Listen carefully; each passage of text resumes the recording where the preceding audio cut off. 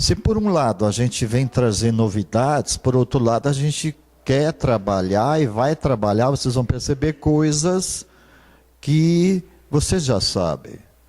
E por final, os Espíritos sempre nos recomendam que nós temos vários lugares que são referência. Primeiro, o Cristo. Né? A forma, e vocês vão perceber em determinado momento que a gente vincula sempre a Ele, né? Tentar entender como é que Ele faria no nosso lugar aqui, o que Ele estaria fazendo. Depois a gente fica procurando exemplos de onde Ele fez, aí nós vamos, por exemplo, lá para a Casa do Caminho, como é que as coisas funcionavam. Aí a gente vai percebendo que a gente tem que buscar em nós mesmos, como diz Emmanuel, algumas coisas dessas situações que estão gravadas em nós.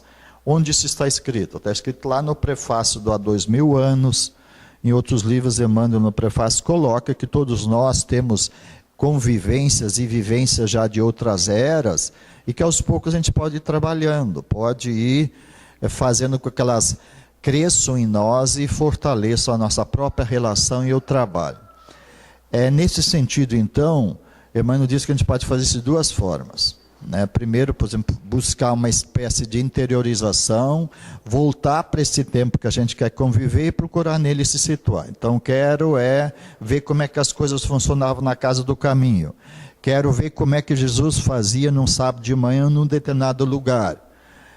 A gente pode buscar em nós mesmos uma espécie de silêncio interior, fechando os olhos, esse barulho do mundo, e a gente vai encontrar lembranças disso.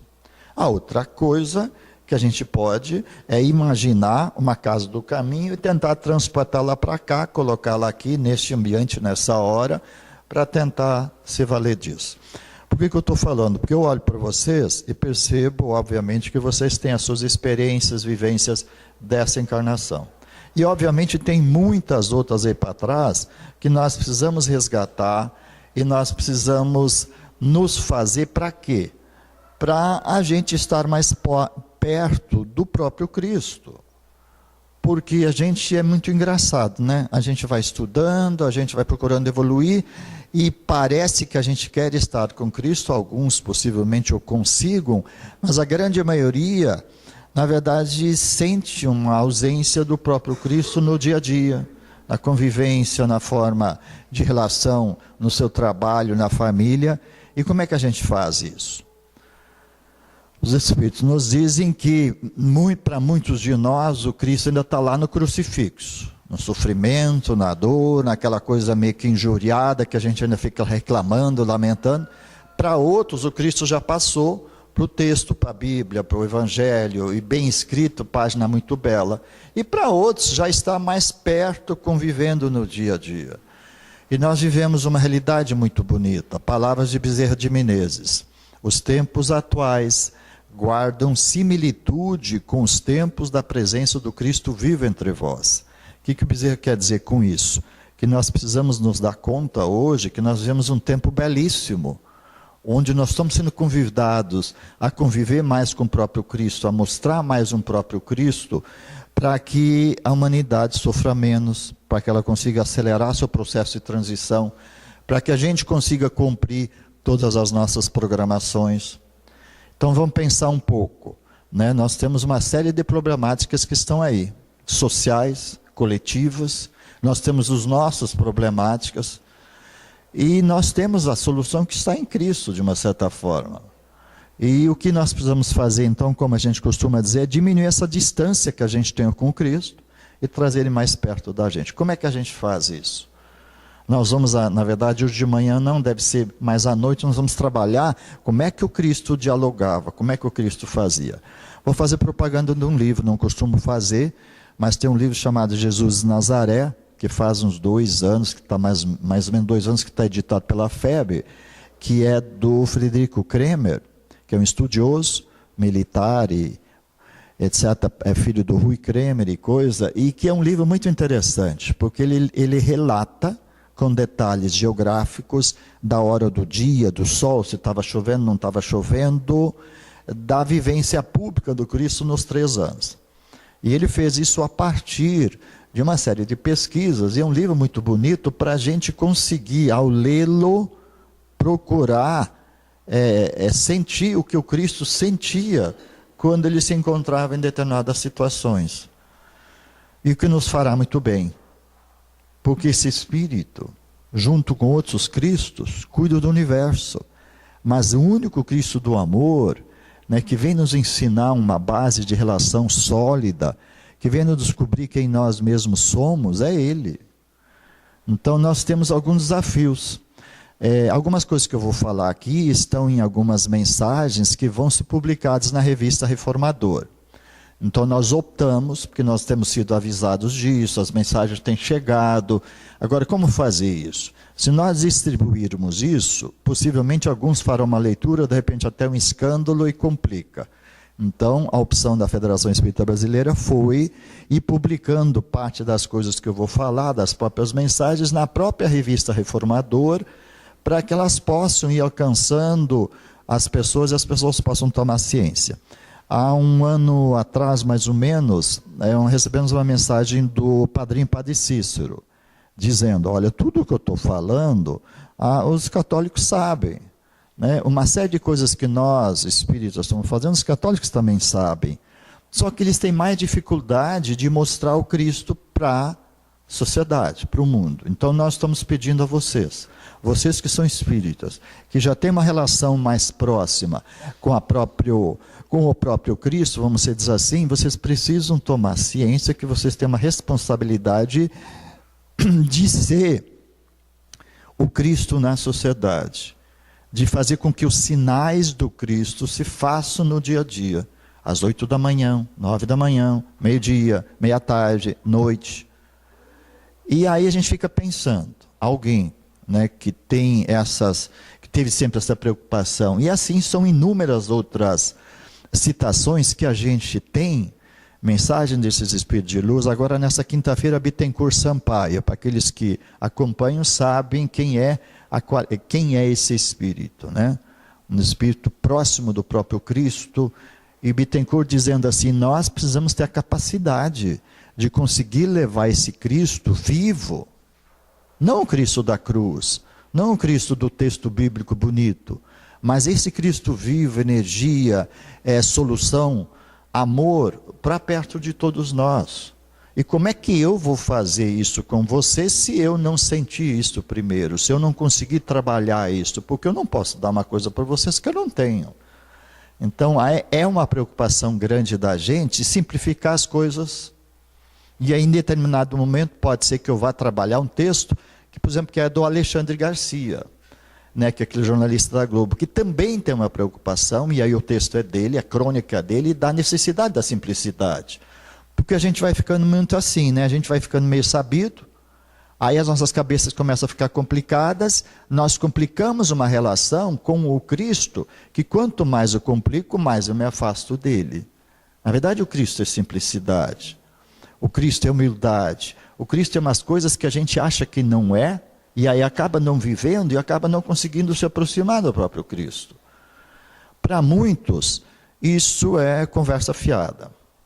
Mas se nós formos pensar verdadeiramente, e a minha intenção é colaborar com as experiências que a gente tem, no sentido da gente conseguir refletir sobre isso, começar a sentir isso para se convencer disso. Porque Kardec dizia, 160 anos atrás, que nós íamos viver um momento onde a sociedade ia precisar de tolerância, de muito perdão, de muita exemplificação. Então ele diz lá naquele texto chamado Métodos, no capítulo 4, lá do Livro dos Médiuns, ele fala sobre isso. Metodologia, convicção. Então, por exemplo, a gente se pergunta, e eu vou trazendo alguns elementos, quando teve o Congresso Espírita em 2014, Emmanuel, lá em Campo Grande, ele deu uma mensagem e falou o seguinte, eu sei que vocês sabem dessas coisas, só que vocês precisam refletir sobre a convicção dessas coisas. E aí ele usou uma palavra que mexeu com a gente, quando ele diz o seguinte, nós precisamos fazer com que vocês se convertam mais e façam conversão. E aí a gente ficou muito tempo assim, porque as religiões evangélicas usam muito a expressão conversão. O que se entende, o que quer dizer, o que Emmanuel quis nos dizer. E nós conseguimos juntar isso com o próprio Kardec e conseguir entender que é como se nós precisássemos ter um pouco mais de certeza dessas coisas, para que essas coisas ficassem mais interiorizadas em nós mesmos, para que como se essas coisas tivessem que fazer assim mais parte de nós, que nós não tivéssemos que fazer esforço para essas coisas serem mais espontâneas, para a gente no dia estar com o Cristo, viver com o Cristo e dar sinais desse Cristo para aqueles que convivem conosco. Se eu for complicar isso, como uma das coisas que a gente vai projetar aí, com o meu cérebro, minha cabeça, talvez eu não consiga fazer. Mas nós já temos a recomendação, que a doutrina, o próprio Espiritismo nos recomenda que a gente preste atenção no coração. Porque ele sim tem uma capacidade, né, de nos ligar, não mais na horizontalidade, não mais nos ligar por textos belos, mas nos ligar para uma coisa que se chama sentimento. Por algo que pode brotar em nós, podemos trabalhar em nós e pode fazer o quê? O que os Espíritos mostram. Vou mostrar um gráfico, onde a gente sai da horizontalidade e passa para a verticalidade, para conexão com quem? Com espíritos superiores, com o próprio Deus, com o próprio universo, que a gente diz que ele conspira a nosso favor. E eu fico muito feliz, porque hoje está fazendo sol, eu gosto mais de sol do que de chuva, e aí a gente percebe que na verdade nós temos elementos da natureza e do próprio universo que eles estão a favor de nós.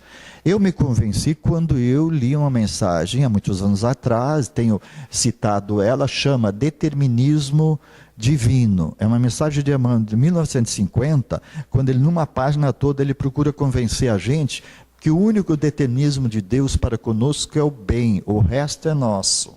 O resto é acréscimo nosso, é interpretação. Então a gente seguidamente usa muito esta mensagem que serviu para convencer a gente que Deus é Pai, que Deus é todo poderoso, que Deus pode tudo. E de uma certa forma a gente complica isso. E na medida que as coisas vêm na minha mente, eu vou falando para vocês. Todos nós vimos o filme Nosso Lar, todos nós conhecemos a irmã Veneranda, mas a gente sabe quanto tempo ela tem trabalhado no nosso lar? A quantidade de horas que ela tem de trabalho lá, o trabalho belíssimo que ela faz para tentar convencer a gente que tem que seguir trabalhando, etc. E a irmã Veneranda usa um texto que eu sempre cito. Ela diz textualmente o seguinte, abre aspas, as ordens imediatas de Deus para convosco são as situações que o dia vos apresenta. Então, o que quer dizer isso? Ela tenta nos mostrar que Deus está em nossas vidas a toda hora. Deus nos dá, se Ele é todo poderoso, se Ele pode, né, é perfeito. De uma certa forma, Ele nos oferece no dia a dia as coisas da forma como precisamos e merecemos. Considerando merecimento e necessidade, Ele está sempre sendo justo conosco. E aí me vem na mente Chico Xavier. Tivemos a felicidade de conviver com ele, e uma das lições que ele nos passou foi isso: vocês ainda se queixam muito, vocês ainda ficam lamoreando muito. E eu me lembro que ele disse assim, o dia que a humanidade parar de se queixar, de lamentar, ela vai fazer o quê? Ela vai deixar de andar na volta e vai começar a andar mais em direção ao próprio Cristo. Na época mexeu comigo, estava na FMG, era professor da FMG, achando que não era bem assim, mas as coisas vão acontecendo e a gente vai se convencendo destas verdades. Bom, nossa intenção falar de mediação dialógica, e vocês vão ver que isso está inclusive nas nossas relações de judicialização, porque o homem ficou muito assim. Hoje nós temos leis, juízes e essas coisas todas, fazendo um uso no dia a dia de nossas relações em todos os níveis, e a mediação dialógica, a mediação de conflitos, ela está também na justiça. Essas novas instâncias de resolução de problemáticas, elas têm apoio em parte das coisas que nós estamos falando. Se nós somos na esfera da educação, com as problemáticas de colégios, né, que é uma situação que a gente tem que parar para se perguntar. O professor hoje não tem liberdade em sala de aula, ele não pode falar as coisas que ele sente vontade e tem necessidade de falar, porque nós temos violência, nós temos problemas. E aí entra uma coisa chamada mediação de conflitos, que é um trabalho, tem apostilas, cartilhas que o Ministério da Educação tem procurado levar, mas aí nós temos um problema, está indo papel, está indo a cartilha, mas tem o homem, né? Aí precisa, na verdade, nós vamos mexer, o Espiritismo nos dá essa condição de fazer a melhoria deste homem, para fazer com que essas coisas possam funcionar. Porque senão é sempre o homem que vai estar aplicando uma cartilha da mediação de conflitos. Então, vamos dizer assim, há mais de 8 anos já existem caminhos para nós resolvermos o problema da violência em nossas escolas, mas nós não estamos conseguindo resolver, porque essa escola está inserida numa sociedade, num meio, tem filhos, tem pais, tem professores, e essa é uma situação que nós precisamos mais no todo procurar considerar. Vamos para a universidade, vamos para diferentes situações, nós percebemos que a mediação dialógica não é uma coisa nova. E depois eu vou trazer os exemplos do próprio Cristo, mostrando que o próprio Cristo já aplicava isso.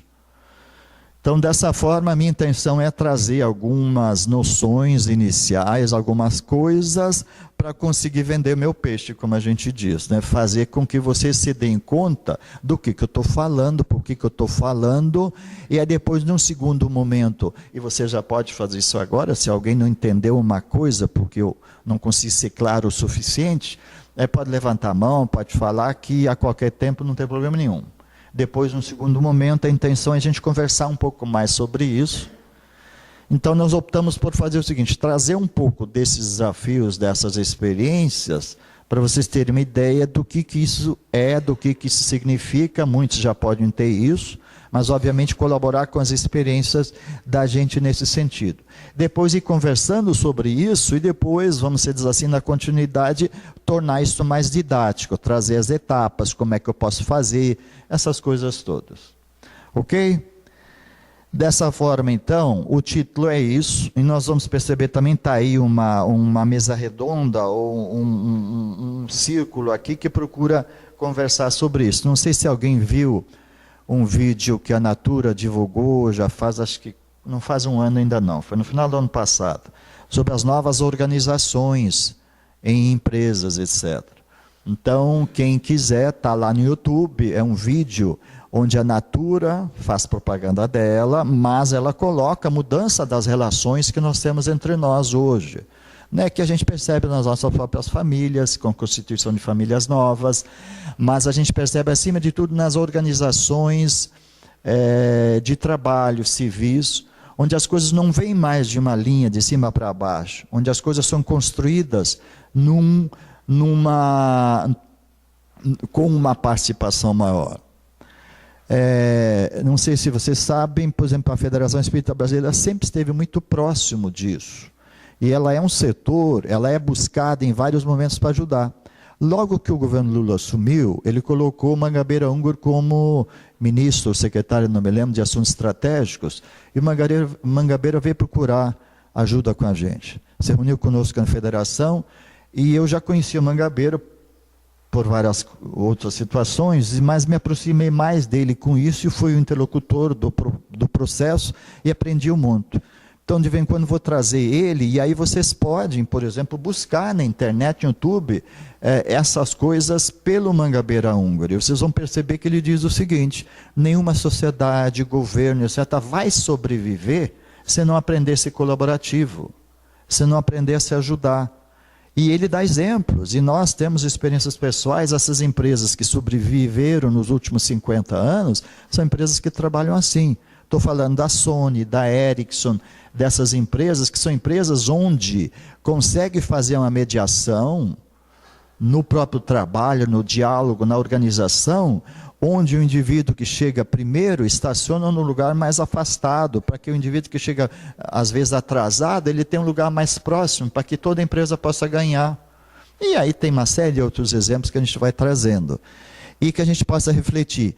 O Mangabeira Unger foi contratado pela Globo e fez uma série de programas ano passado, um ano e pouco atrás, abril, maio do ano passado. Se vocês acionaram a Globo News, e agora com o Globo News Play, vocês vão encontrar essas palestras, essas conversas do Mangabeira Unger, para dar um pouco mais de certeza, né, sobre essas coisas. É claro que a gente vai procurar, de uma certa forma, pegar dali o de que tem mais essência, e procurar trazer para nós. Mas que a gente consiga refletir sobre isso. Agora vamos pensar em nós mesmos. né, nas nossas felicidades, nas nossas aflições, nas nossas angústias, o ser humano já poderia estar muito melhor, nós poderíamos estar vivendo melhor. E aí me vem na mente Joana de Ângelos, que a Joana disse que a gente já sabe dessas coisas. A gente, psicologicamente falando, tem noção dessas coisas. O que nós precisamos fazer é, de uma certa forma, nos esforçar um pouco mais para conseguir colocar isso em prática, para conseguir ser mais cristãos, vamos dizer assim. Bom, então dessa forma aqui, eu vou passar para um outro textozinho, que é um texto que está no site do Ministério da Educação, tem sido trabalhado exatamente porque ele enfoca a educação. Então ali está mostrando uma cabeça e vai mostrando aqui, nós temos toda uma parte do nosso cérebro que procura entender essas coisas que eu estou falando. Há uma parte de nosso cérebro que procura entender. Uma outra parte preocupada com estratégia. Como é que eu vou fazer para ter almoço amanhã? Como é que eu vou fazer com uma situação aqui e ali? Uma outra situação, diríamos, que funciona como uma espécie de computador interconectado. Uma outra parte, que é uma parte que está sempre avaliando, o que eu estou falando para vocês, está passando por essa parte aqui, onde vocês estão analisando, avaliando. Vocês têm aqui também depois uma parte de perguntas, de análise, de crítica, de observações, e isso vai formando o nosso cérebro. Nós temos no comando desse cérebro a nossa mente, que é do nosso espírito, que está conectada às necessidades desse mundo maior que nos cerca. Então o que acontece? Quando a ciência procura estudar, ela percebe obviamente que às vezes nós temos mais problemas aqui, às vezes a gente tem aqui, etc. Mas que na verdade essas áreas se misturam, elas estão conectadas e elas fazem a gente ter a conclusão das coisas, a análise desse negócio todo. Por que eu estou trazendo isso? Porque Emmanuel chama-nos a atenção sobre, por exemplo, essa parte aqui, ó. Então, Emmanuel, em algumas mensagens, ele diz o seguinte: vocês já sabem disso. Só que eu preciso convencer vocês que vocês sabem disso, porque isso está na mente de vocês, nos espíritos de vocês gravado, das várias existências, que vocês são espíritos milenares, então isso precisa ser trabalhado, aflorado, isso precisa aparecer, isso precisa se fazer. E aí ele vinha dizendo isso. Há cerca de uns 8 anos para cá, ele diz, vamos dizer, até então ele dizia, então vocês precisam refletir, parar para pensar, para poder acordar essas coisas e vocês se fazerem mais efetivos.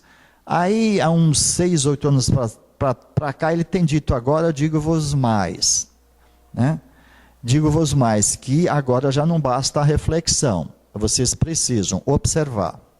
Observar muito as coisas. Observar nós, observar a nossa relação, observar a nossa família, observar o nosso trabalho, observar a nossa sociedade, ou seja, focar na observação. Segundo, fazer análise. A análise de quê? Das coisas observadas. Então ele recomendava que a gente fizesse análise. Num terceiro passo, fizesse a reflexão, que é uma espécie de colocar para dentro, é uma espécie de interiorização. Porque se nós parar para fazer reflexão sobre as coisas, nós vamos estar gravando elas em nós. Nós vamos conseguir fazer com que elas cheguem até na mente do nosso espírito e se fixem ali. E aí depois, por fim, como ele dizia, a quarta parte, ação. Então, observação, análise, reflexão, ação. E ele vem dizendo isso. Ele vem dizendo, e quando a gente vai ler um livro, Voltaire, por exemplo, e tantos outros, a gente se dá conta que nós, amanhã depois desencarnados, vamos estar diante disso. Que nós vamos ter o que nós tiver feito. Não o que eu sei, mas o que eu fui capaz de fazer, porque cada um segundo as suas obras. Então, muitos de nós vamos estar em aflição, porque nós não conseguimos fazer o que nós sabíamos que precisávamos fazer, etc. A ideia é, com a própria mediação dialógica, facilitar isso. Eliminar esses problemas que nós temos, simplificar as coisas para fazer com que a gente consiga fazer uma relação mais profunda, que a gente consiga se sentir mais irmão, porque eu fico pensando no seguinte: se o Cristo continua chamando a gente de irmão, a gente verbalmente o faz, mas será que nós vivemos numa irmandade? Será que nós conseguimos, né, desenvolver essa habilidade de verdadeiramente sermos irmãos em Cristo? É uma questão que cada um de nós pode resolver. Então, nos princípios da educação, qualquer coisa que a gente queira fazer, passa pelo nosso cérebro, etc., e nós vamos estar vinculados a isso. E nós temos desafios do milênio, a humanidade vive desafios onde está colocado aqui. Problema de clima, problema de água, problema das populações, problema de fome, uma coisa que a mim me incomoda. O mundo tem tanto dinheiro, o mundo tem tanto alimento, mas tem gente passando fome, né? Nós temos uma série de privações, nós temos um processo de democratização, de acesso às coisas. Então nós temos várias situações, né, que mostram isso. Um problema aí de divisão de marketing e coisa, o problema das riquezas, o problema da saúde, o problema da educação, o problema da paz e do conflito, a elevação, o crescimento da mulher na sociedade, a organização das coisas, do próprio tempo, essas coisas tudo, a questão da energia, tudo isso são os 15 desafios do milênio colocados por tudo aquilo que o homem tem de melhor. Ok? Estou trazendo só isso para conhecimento, e aí nós temos algumas avaliações. Por exemplo, isso aqui é uma avaliação feita no mundo inteiro, mostrando o que nós estamos fazendo com a educação, o que as coisas estão melhorando, e nós vamos percebendo que nós não vamos muito bem aí, porque nós sabemos de muita coisa que nós não conseguimos fazer, por alguma razão que a gente vai acabar conversando sobre isso. Então, por exemplo, quando esse pessoal que organiza esse tipo de avaliação visita-nos e fala conosco, eles dizem, vocês têm alguns problemas de continuidade, né? Muitas vezes nós começamos, mas não terminamos. Nós temos uma certa dificuldade de dar continuidade às coisas. E eles vão nos dando exemplos, que eu acho que aqui, se em algum momento for possível trabalhar, vou trabalhar. Aí falam dessas coisas que sempre nos preocuparam até hoje, né? Nós somos assim muito organizados, cuidamos muito da matemática, do português, e nos esquecemos das emoções. Nós esquecemos do lado não cognitivo das coisas. Nós esquecemos, né, da motivação, da perseverança, das atitudes, do sentimento. Então, o que eu estou querendo dizer? A própria humanidade vai evoluindo e ela vai fazendo as coisas que surgem primeiro, que lhe parecem mais importantes, e ela vai esquecendo algumas coisas. E depois vou mostrar um gráfico mostrando exatamente isso. A humanidade evolui bem tecnologicamente, mas o sentimento não está legal, a moral não está legal. E aí nós, o que nós podemos fazer? Nós não podemos consertar o mundo, mas a gente pode consertar a si. Eu, diante desses aspectos, se eu me convencer disso, eu posso dar jeito em mim. E aí nós vamos perceber que nós temos sim condições de edificar em nós o reino de Deus. Nós podemos conseguir construir de nós uma coisa sagrada, como Paulo já falava. Uma espécie de templo onde Jesus possa trabalhando e a gente possa ir descobrindo mais e melhor quem nós somos mesmo. Porque nós somos irmãos do Cristo. Nós somos criados para fazermos com que nessa escola bendita a gente atingisse a perfeição. E não adianta, muitos de nós reclamamos que não quer isso, que aquilo, etc., mas nós só vamos sair daqui o dia que nós formos perfeitos. Né? Nós somos matriculados numa escola que vai nos levar à perfeição. Então, tem tentativas, né? Essas tentativas de alguns anos atrás, no sentido de saber por que a educação não conseguiu mostrar isso. Porque a educação existe para melhorar a gente, para melhorar o lugar onde a gente está, para a gente melhorar a sociedade, para depois melhorar o mundo. Então, de uma certa forma, por que nós temos problemáticas? E aí vai se percebendo que talvez seja exatamente pela falta de fazer o que nós estamos fazendo, sentar, conversar. Em termos de escola, eu acho que vocês têm as suas vivências e experiências mostrando que aquelas escolas onde a sociedade começa a interagir, os pais começam a participar, etc., ela vai resolvendo as suas problemáticas. Não adianta esperar que tenha uma fórmula mágica para resolver. Não tem uma receita para resolver isso. É nós mesmos que vamos ter que fazer isso, passando por isso que foi trabalhado nesses anos passados, né, que nós precisamos conhecer as coisas, trabalhar o lado do conhecimento, depois nós precisamos aprender a conviver. Nesse aprender a conviver, nós vamos sentindo melhor quem nós somos, quem eu verdadeiramente sou, e nós vamos ver que Emmanuel há muito tempo tem nos dado mensagens preocupado, escrito livros, texto interpretado, procurando fazer a gente pensar e fazer com que a gente se dê conta de quem nós somos. Nós somos espíritos criados há muito tempo. Nós somos espíritos que tivemos várias vivências diante, de uma programação que é divina. Então nós temos experiências, nós temos vivências, nós temos potenciais para a gente conseguir fazer e por fim aprender a fazer com que a gente consiga mesmo com a mão na massa e facilitando esses aspectos aí. É através da educação, mais do que pela instrução, que a humanidade será transformada. Isso é de Kardec lá no Livro dos Espíritos. É claro que nós temos feito muita instrução. A gente tem ensinado os meninos a escrever direito. Nem isso está conseguindo direito, porque os meninos acabam não conseguindo escrever. Mas a parte de emoção, a parte de sentimento, a parte moral, a parte da ética, ela não tem acompanhado isso. Então nós precisamos perceber que educação é uma coisa mais ampla do que instrução. Instrução é fácil. E aí nós temos um desafio. Depois eu vou procurar um slide, o slide vai mostrar o desafio. O desafio de todos vocês, o desafio desses meninos novos, o desafio meu aqui, que eu vou até fazer aqui, desligar esse celular, porque ele está tocando aqui, ó. E esses desafios da gente ser alcançado por um mundo de informações que vai nos complicar. E a gente não tem se achado no meio disso. Então nós temos inúmeras informações, mas que não nos levam à formação. Não conseguem fazer a formação em nós, e esse é um processo de educação. E que nós nunca paramos. Não é pelo fato de não estar sentado em banco escolar que a gente deixa de fazer educação. E talvez aí, por exemplo, a gente tem experiência de educação, mas eu digo que a grande educação para mim foi a escola da vida. É a escola da vida. Não foi, ela é. Então a experiência com vocês aqui, na medida que a gente está aqui e procura trazer algumas coisas, a gente vai procurar também levar algumas coisas e vai levar.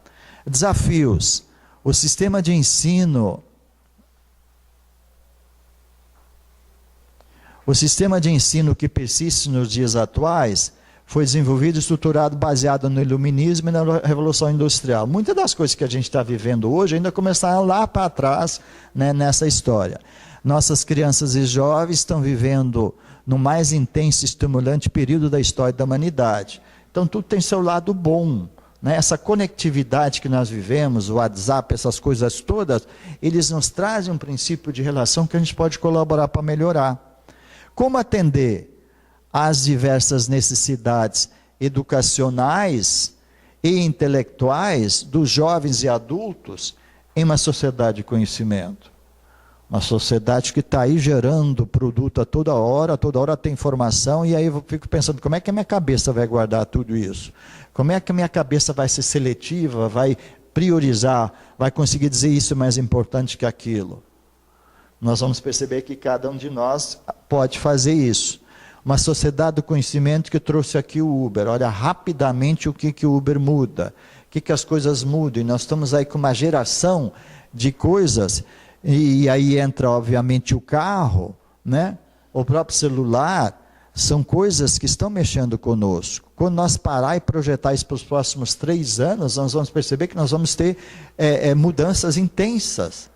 Então é como se a gente fosse chamado agora a tomar jeito, a tomar pé das situações, para não ter um problema ampliado daqui a 2 anos, 3 anos.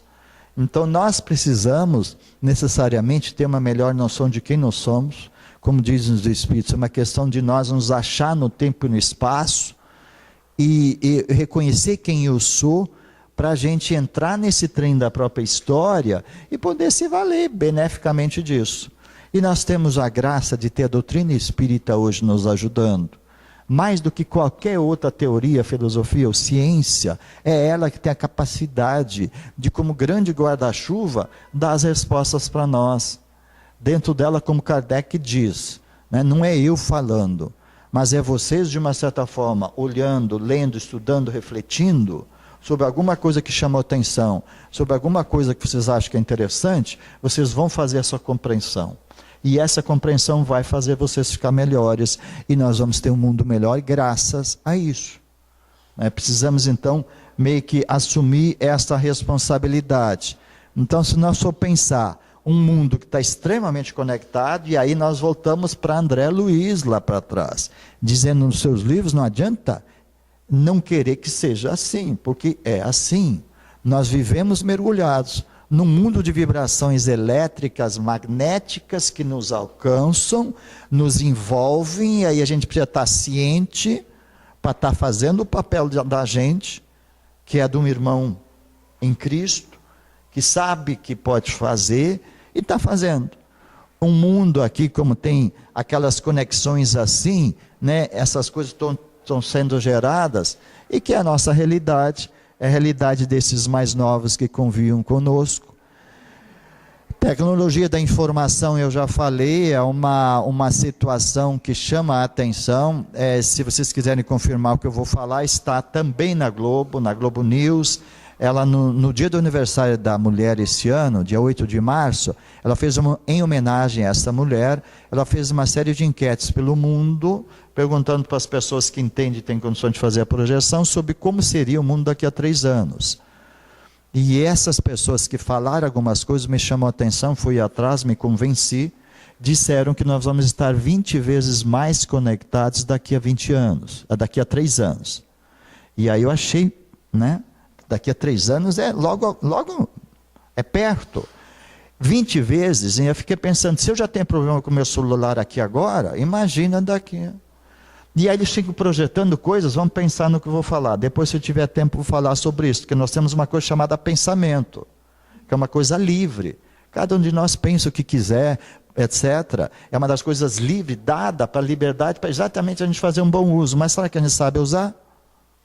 A ciência hoje qualifica o pensamento e diz o seguinte: a maioria de vocês tem 40% dos pensamentos voltados para um passado que já passou, que eu não consigo mudar, que o Chico diz naquelas tirinhas.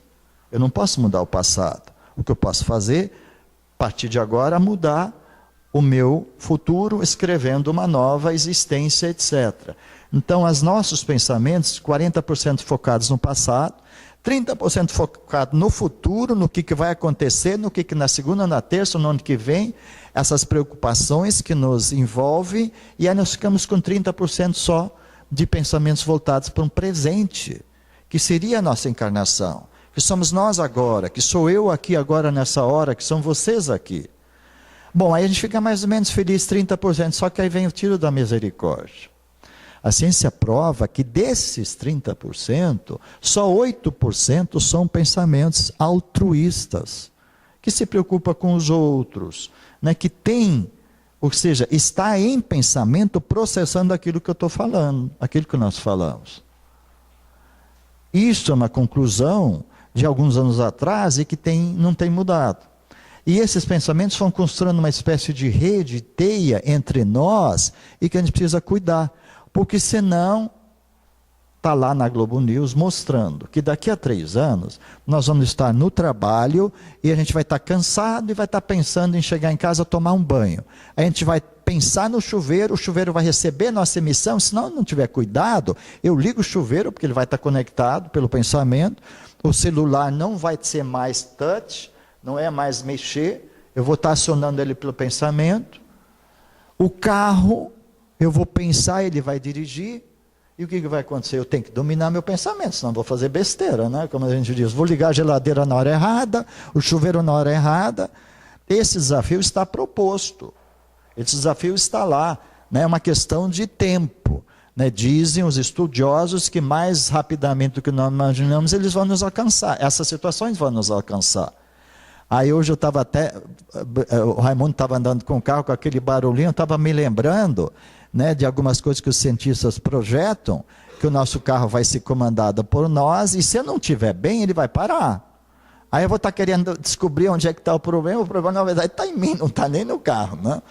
Então a gente tem que pensar sobre isso, simplificando isso. O mundo tem uma relação maior do que nós imaginamos. E nós, de uma certa forma, estamos relacionados com o mundo de uma forma mais intensa que nós imaginamos. Onde é que está isso? Isso está lá nos livros de André Luiz. E a ciência hoje vai confirmando o que André Luiz escreve lá. Nós temos uma conectividade muito grande que nós precisamos pensar.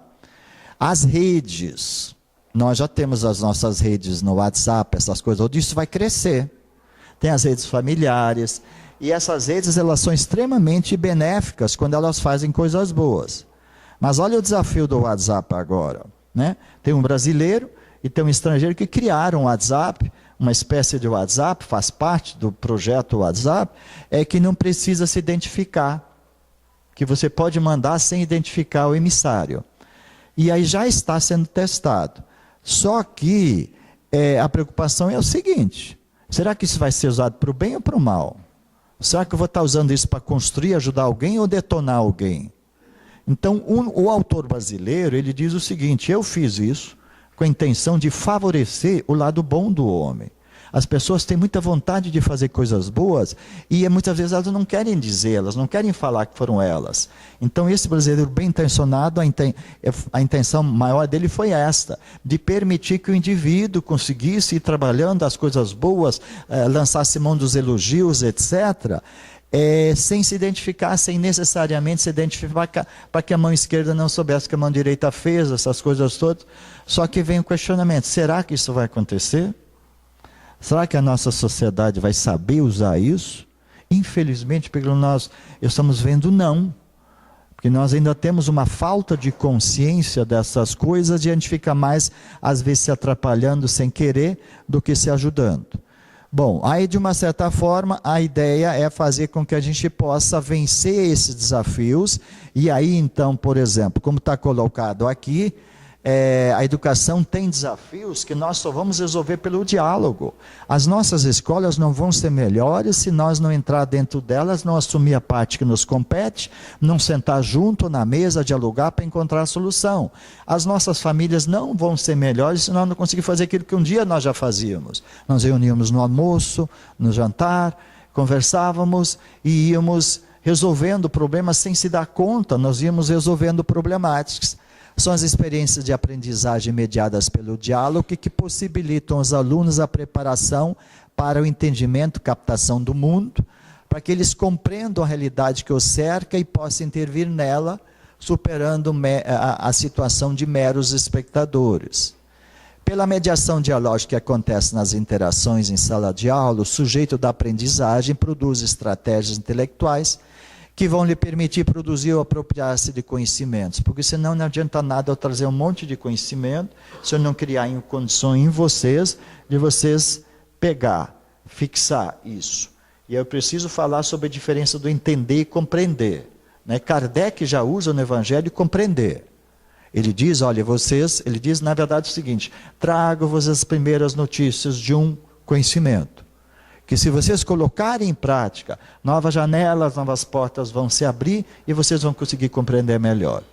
Então, o que acontece muito? Muitos de vocês podem estar entendendo o que eu estou falando. Mas se eu parar aqui e perguntar para vocês e pedir para vocês me responder, vocês me conceituar, vocês me explicar o que eu estou falando, eu já saio do entender e passo para o compreender. Então, consigo entender que Emmanuel também em parte diz isso. Nós sabemos das coisas, mas por que nós não aplicamos? Muitas vezes porque nós não tivemos a reflexão, interiorização, fixação em nós mesmos. E eu sou da área médica e biológica também, e sei que o nosso cérebro funciona assim. O nosso cérebro vai entrando mais as coisas nele, vai fixando mais as coisas pela vivência, pela experiência, pela prática. Eu já falei muito em conhecimento, e é uma das palavras que mais sinônimos e explicações, conceituações tem nos dicionários. Então, se vocês forem lá no dicionário procurar conhecimento, vocês vão encontrar coisas grandes. Às vezes até uma meia página falando do que a pessoa entende, o indivíduo entende sobre conhecimento. Mas uma das coisas que eu gosto muito, que vai entender por que a gente se posiciona, é um conceito que diz o seguinte: conhecimento é a soma das experiências vividas. Ponto. Só. Eu sei que vocês têm experiências. Então a gente diz o seguinte, muitas vezes a gente vai e aí agora alguém está me sugerindo aquilo que muitos de vocês sabem, que aconteceu com um grupo de estudiosos americanos, que foi para a África para ensinar para os meninos lá, e o que aconteceu? A história do Ubuntu, né? Circula na internet, está aí nos WhatsApp, o que aconteceu com esse grupo de estudiosos? A mesma coisa que aconteceu com Albert Schweitzer, aquele médico, prêmio Nobel, etc., lá na época na África. São situações parecidas, onde a gente vai para ensinar e acaba aprendendo. Por que aconteceu? Esse grupo de estudiosos visitou a África, vários locais, para tentar ver o que poderia fazer para melhorar a educação da África. Chegou lá e, para agradar a meninada, levou logo um monte de bala, biscoito, esse troço tudo. E aí colocou no pé de uma árvore, e aí eles estavam distantes, e falaram o seguinte, bom, lá tem um tesouro, lá tem um monte de doce, guloseimas. Vamos fazer o seguinte, o primeiro que chegar lá, pode se esbaldar naqueles doces. O que os meninos fizeram? Se deram as mãos e foram todos juntos para lá, para comer os doces. Aí o pessoal parou, ficou surpreso, falou, o que eu estou fazendo aqui? Isso é uma prática africana chamada Ubuntu, que é uma prática de o seguinte, eu não vou ser feliz comendo aquele doce se meu irmão não comer. Eu não vou ser feliz se eu não conseguir fazer, dividir. E aí, sem querer, eu sou descendente europeu, né? A Europa já foi mais feliz, porque ela fazia isso. Nós produzíamos o alimento, dividíamos o alimento e todo mundo comia. Independente de ter dinheiro ou não ter dinheiro, porque quem tinha mais dava para quem tinha menos, essas coisas assim que São Francisco já nos ensina. Mas o que aconteceu? Aí nós vamos nos fechando, construindo os nossos coisas e vamos complicando, vamos deixando de fazer isso. Eu não tive felicidade de ter tido uma origem simples, onde isso foi praticado, entendido, e para mim é fundamental, é filosofia de vida. Agora, quem não teve isso, não aprendeu. E aí o que aconteceu? Agora, precisa acontecer o que aconteceu com a Europa, aquela imigração daqueles milhões de pessoas, para obrigar eles de novo a dividir, porque aí é a providência divina atuando. Deus não erra nada. Tudo que está acontecendo tem sua razão justa. Então nós sabemos, e aí mais uma vez uma das mensagens, que é do Dias da Cruz, vai sair na Revista Reformador, que ele vai explicando isso. Essa imigração de povos para a Europa, ela faz parte de uma programação divina, que vai exatamente ajustar coisas que estão erradas. Como diz assim, os que estão voltando hoje foram os mesmos que em outras épocas foram expulsos de lá. De uma certa forma, né, de várias formas. Então, se nós for pensar bem, não tem nada errado. Nós temos uma possibilidade muito bela de estar construindo esse desafio. E nós já tivemos um período da humanidade onde nós fizemos mais isso. Está aí um dos mensageiros do Cristo, está lá no Caminho da Luz, mostrando a importância que Confúcio teve. Não é por um acaso que os chineses estão tomando meio que conta do mundo, né? Se nós formos pensar, e nós temos que pensar nisso. Quem não gosta dos olhinhos puxados vai ter um problema. Porque pode ser nessa encarnação ainda que está acontecendo o quê? Se nós tínhamos um chinês para cada 6 pessoas no mundo, já caiu para um chinês para cada 5 pessoas e vai cair para um chinês para 4. Porque agora lá, por exemplo, aquela história de ter só um filho já foi contornado, o governo já está permitindo o segundo filho, ou seja, mais japonesinhos, e eles estão entrando no mundo inteiro. E aí, o sistema de educação do Brasil hoje, as faculdades, universidades, escolas, já começam a entrar na mão dos chineses.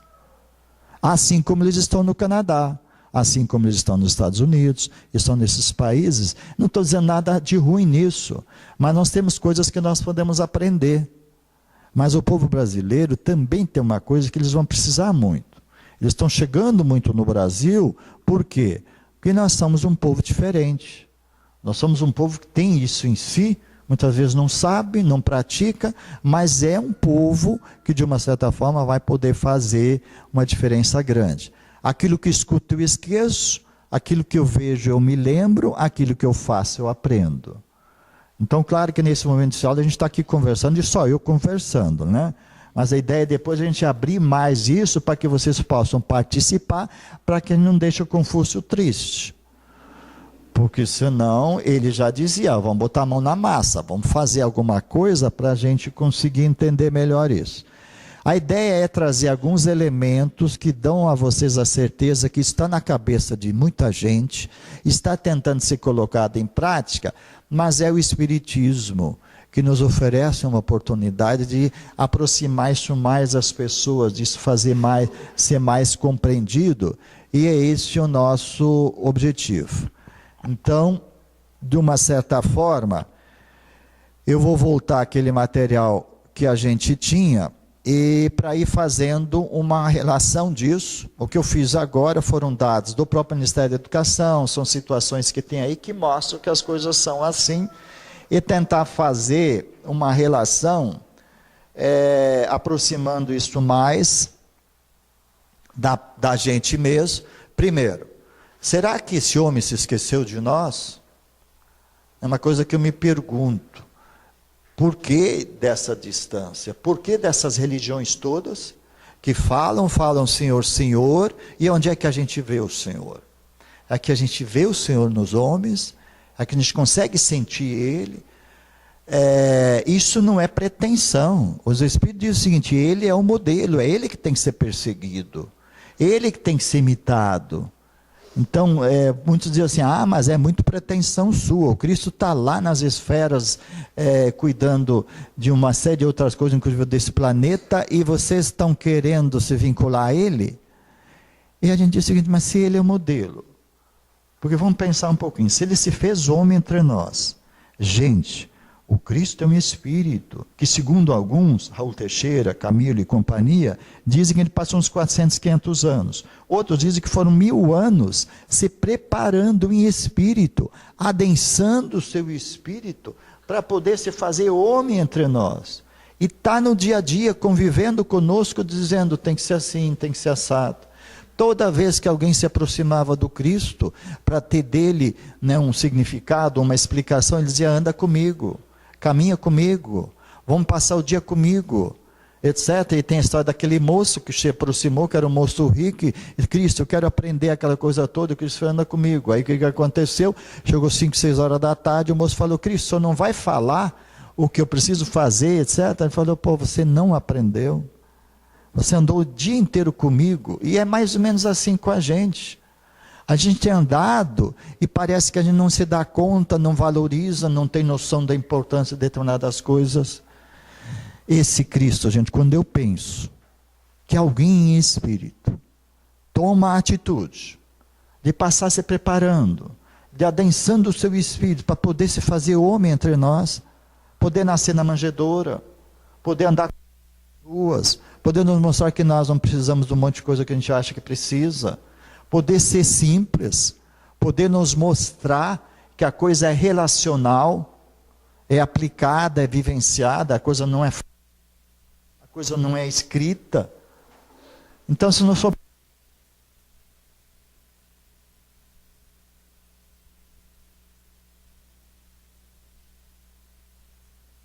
nós tem a marca do Cristo, como Paulo falava.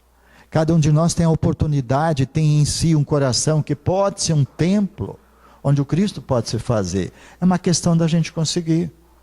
E a humanidade precisa disso.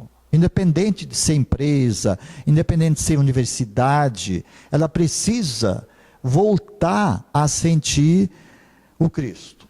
É claro que nós estamos num tempo de transformação, um tempo que não é igual a 100 anos atrás, 200 anos atrás. O tempo que nós vivemos hoje volta a mensagem do Bezerra de Menezes. É um tempo que guarda similitude. Aí ele grifou a palavra similitude para chamar a atenção que é semelhante. Um tempo que guarda similitude com o tempo da presença do Cristo entre vós. A gente fica pensando, o que quer dizer isso? Se o Cristo nasce para nos trazer o amor,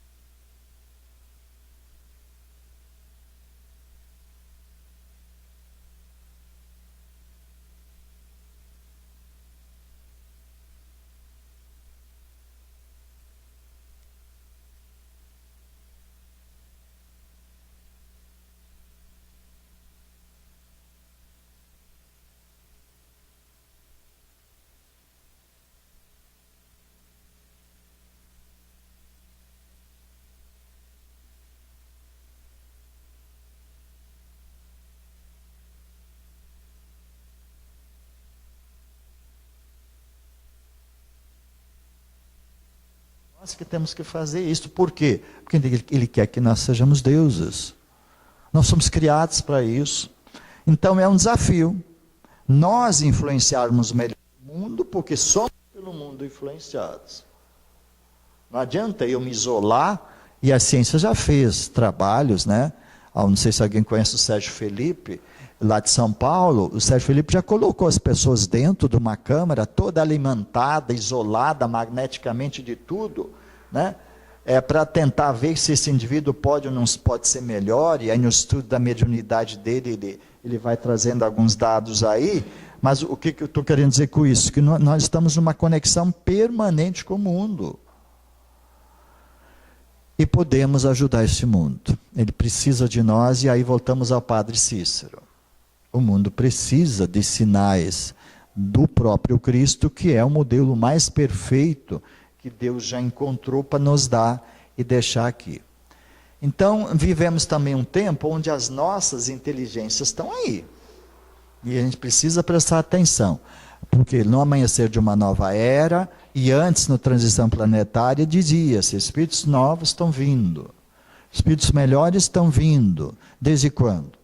2006, 2003, 2004, 2002, já começou um pouco antes. Vamos olhar no mundo todo.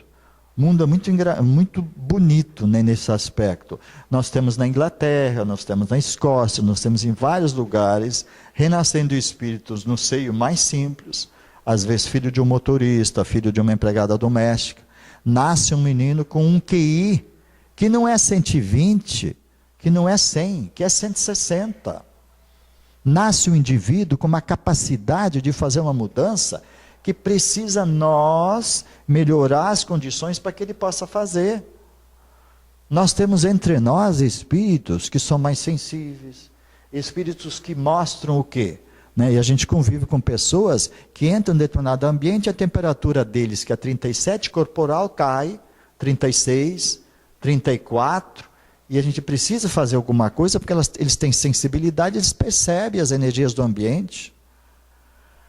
E assim vai, várias outras situações mostram-nos que nós temos inteligências múltiplas já entre nós. Dados, o Manuel Filomeno, lá no livro Transição, depois no Amanhecer e agora no Perturbações Espirituais, ele está nos dando uma sequência e está nos mostrando que isso já está acontecendo, isso não é projeção. Então está acontecendo o quê? Como diz lá o Manuel Filomeno, os ambientes mais simples da natureza sendo trabalhados para permitir que esses espíritos comecem a se ambientar. Se o Cristo levou 400 anos, eles precisam ser trabalhados para ter condições de conviver entre nós. Aí eles renascem entre nós. Aí nós estamos em nossas famílias desorganizadas, sem muita condição. O que a gente vai fazer? A gente vai crestar uma flor. A gente vai impedir que algo, né, aflore. Então nós precisamos pensar sobre isso.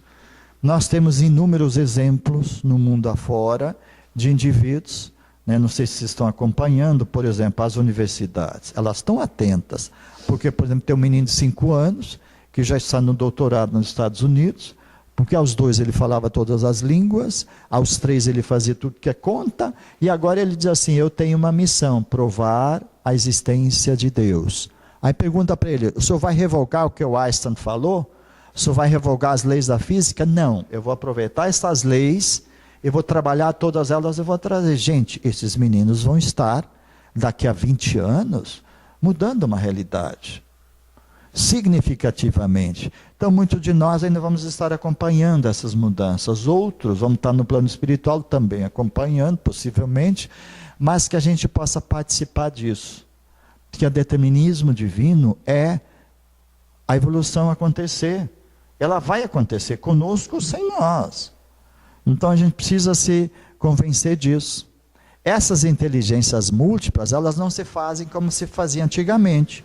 O indivíduo fazendo de tudo. Vai se fazer com o indivíduo mais desenvolvido numa determinada área. Né? Então nós temos indivíduos que são melhores nas próprias pinturas, temos indivíduos que têm noções ecológicas.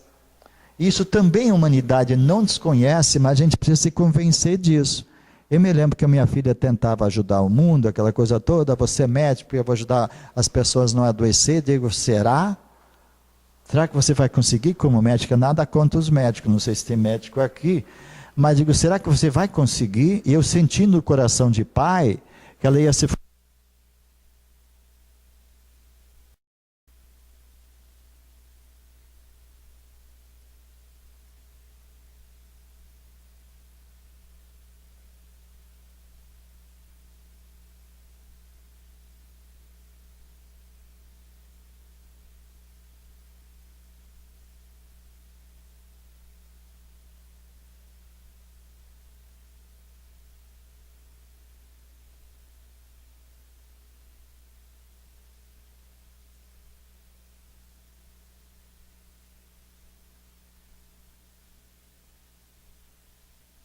Então o que eu estou querendo dizer? As pessoas sabem disso. Só que você vai lá numa reunião da ONU, aquelas coisas todas, você não vai conseguir convencer os mais simples, os mais humildes, que é isso, que é assim. Então, mais uma vez, nós precisamos ver o que o Cristo fazia.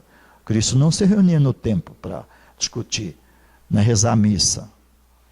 O Cristo ia fazer parte do que o Papa Francisco está fazendo.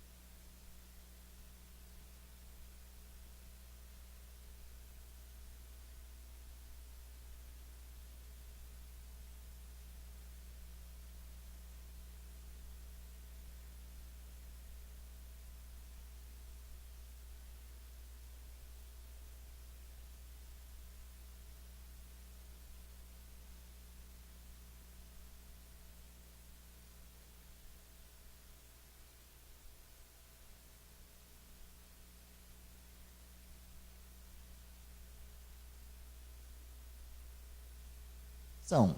Mas ele está assim, né? A linha divisória está aqui e ele está assim, ó, ele botou o pé na regeneração, mas ele ainda está muito mais, obviamente, no provas e expiações.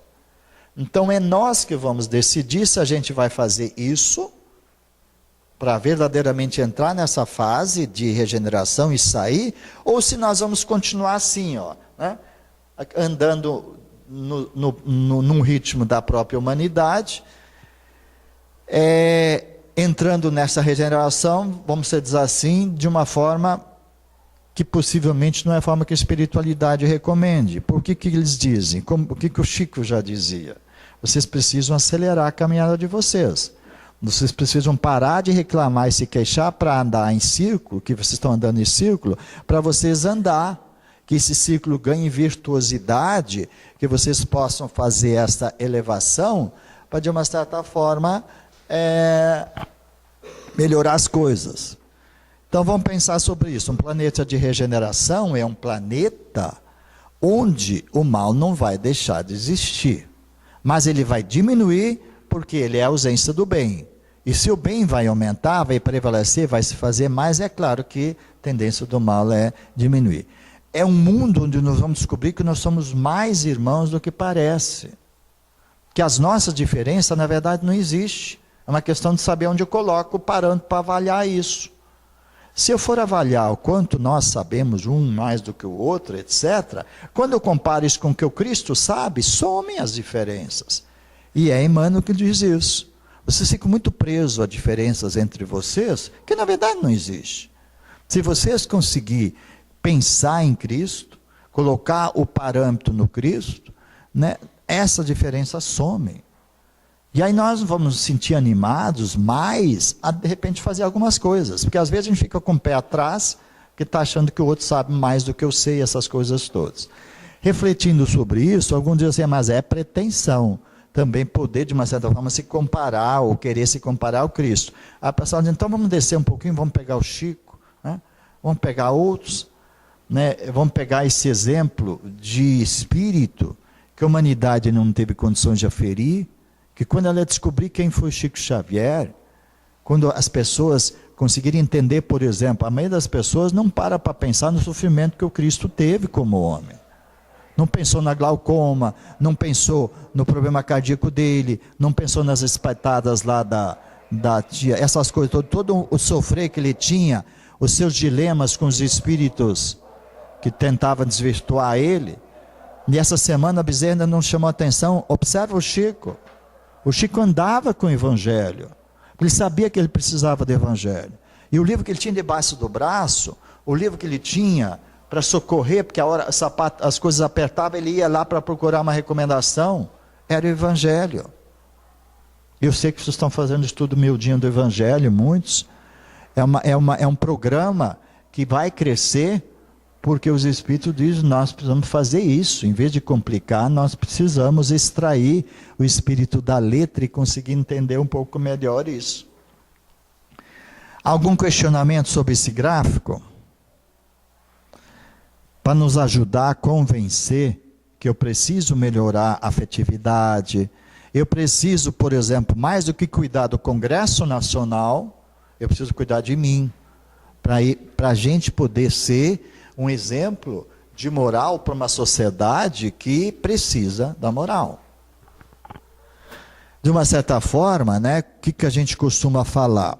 Ética e moral são coisas bastante faladas, mas simplificadas, por exemplo, ética é um estado de consciência das coisas, do bem e do mal, do certo, do errado, do que me parece melhor ou pior. E moral é o que a gente está querendo fazer, é praticar isso. Agora vamos analisar a moral da nossa sociedade.